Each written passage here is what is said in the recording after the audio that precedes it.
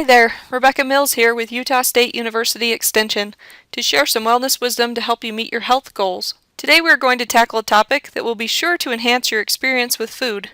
We're going to learn about herbs and spices. We'll cover things like what are herbs and spices, the pros and cons of buying them versus growing them, as well as some cooking tips and health benefits. So let's get to it. There's a lot of great history surrounding herbs and spices. People have been using them for centuries to preserve food or make food taste better. At one time, only the wealthy could afford spices, and there was a large international trade market for them between Europe and the Middle East. There's some speculation that the discovery of America was an accident, that the spice explorers were really just trying to find a faster route from Asia to Spain.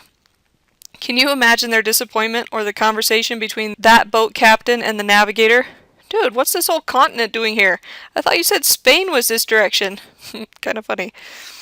So what exactly are herbs and spices? An herb is typically a low-growing plant, and the part we use is often the fresh or dried leaves because of their culinary, cosmetic, medicinal, or aromatic qualities. Basically, they're pretty and they smell and taste really good. Depending on the herb, it could be an annual, biennial, or perennial plant. Some examples of herbs are basil, oregano, thyme, and rosemary. As for spices, they are more aromatic or fragrant than herbs and have a pungent or strong taste.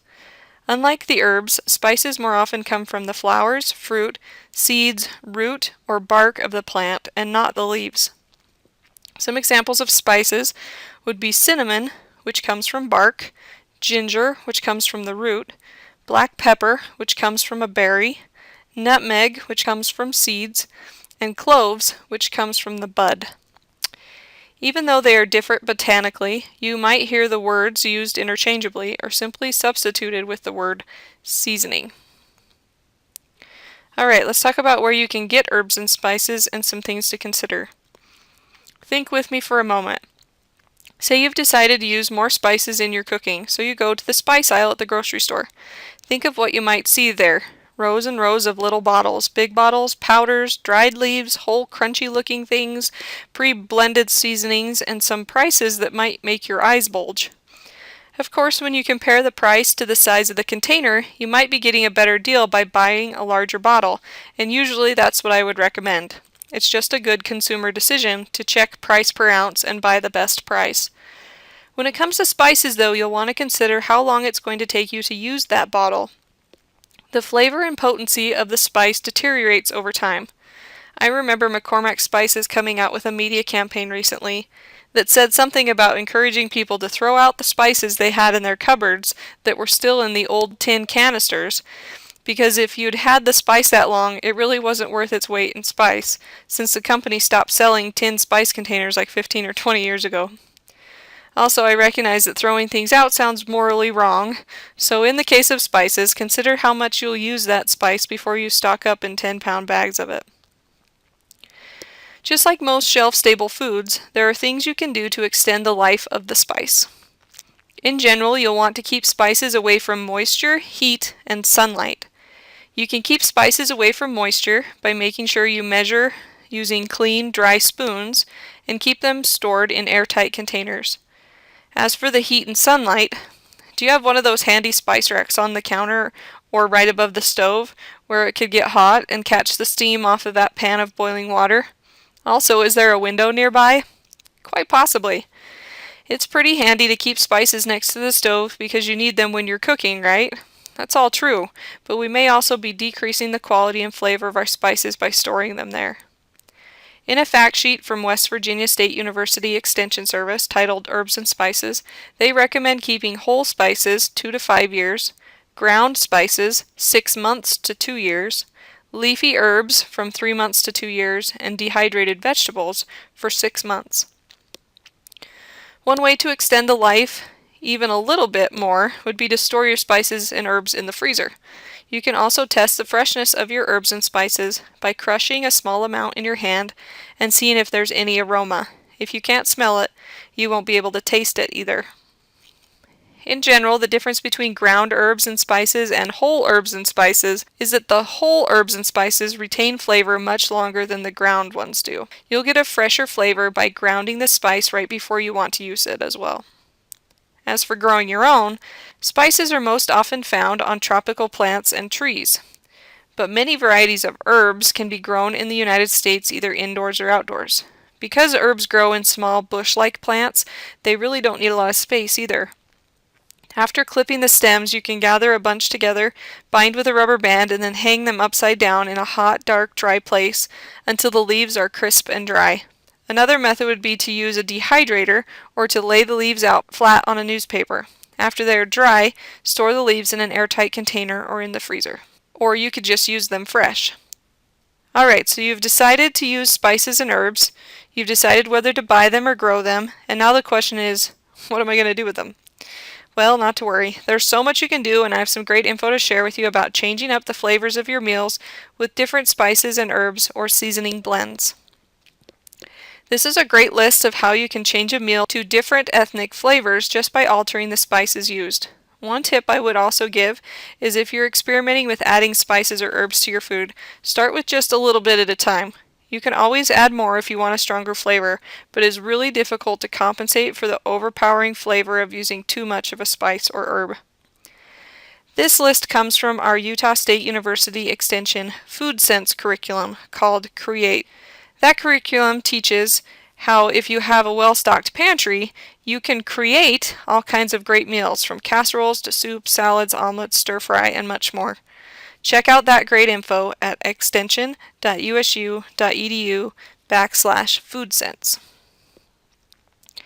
This list is one I compiled from a couple different fact sheets, one from the University of Missouri Extension and the other from Kansas State University Extension.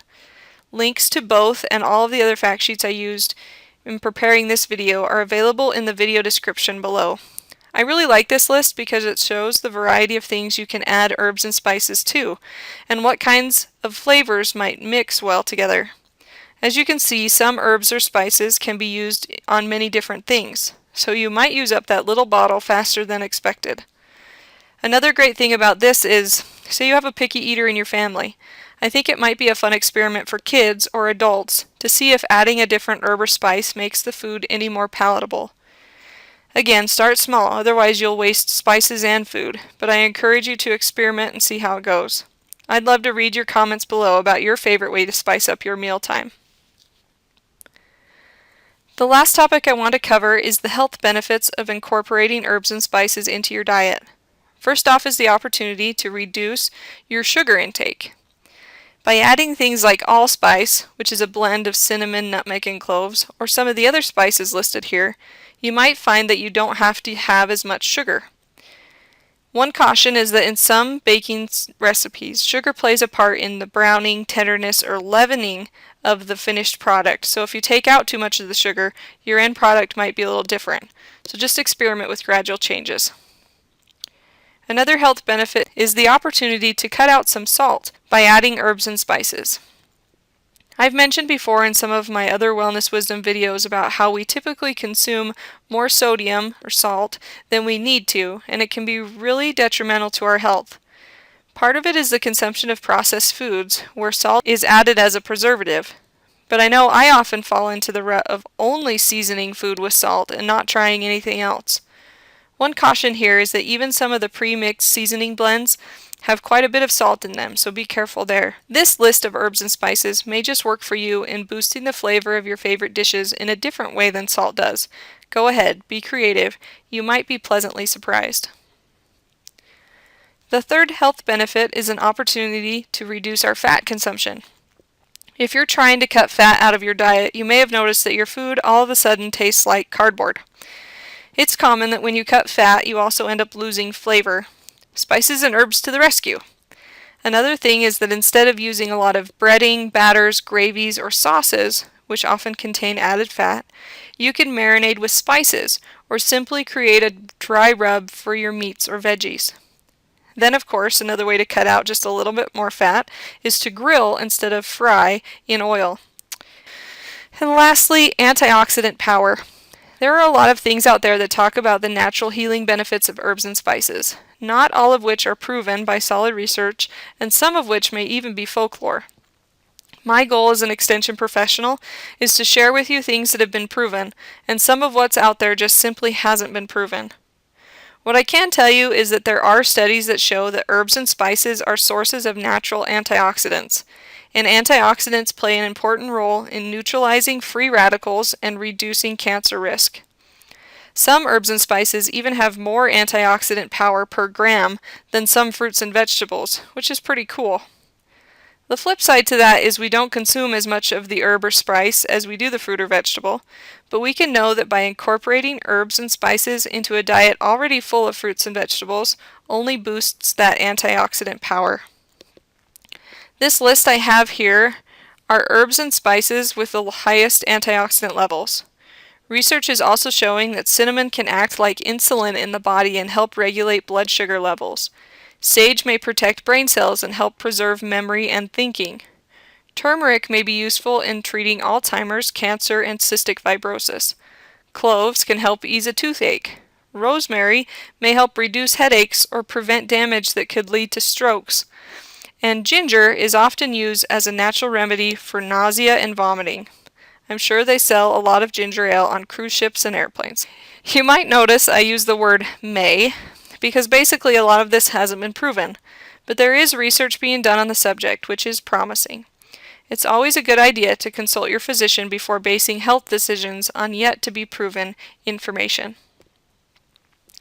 In summary, we learned today about the botanical differences between herbs and spices, where to get them and how to store them for maximum potency and freshness, some suggested combinations to liven up your foods, and the health benefits of spices and herbs, including the potential to reduce sugar, salt, and fat in our diets while boosting antioxidants. Thanks for joining me today as we learned about incorporating herbs and spices to make our food a little more exciting. With a little creativity, you'll be well on your way to reaching your health goals. This is Rebecca Mills with Utah State University Extension, sharing a little wellness wisdom. Now go out and make it a healthy day.